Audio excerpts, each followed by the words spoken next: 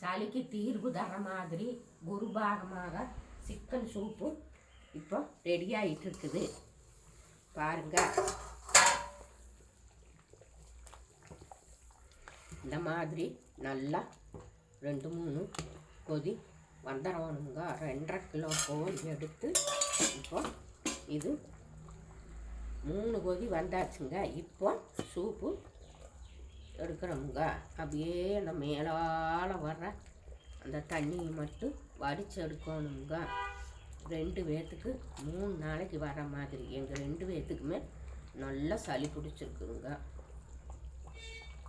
சளி இருமல் மூச்சடைச்சிக்குதுங்க. ரொம்ப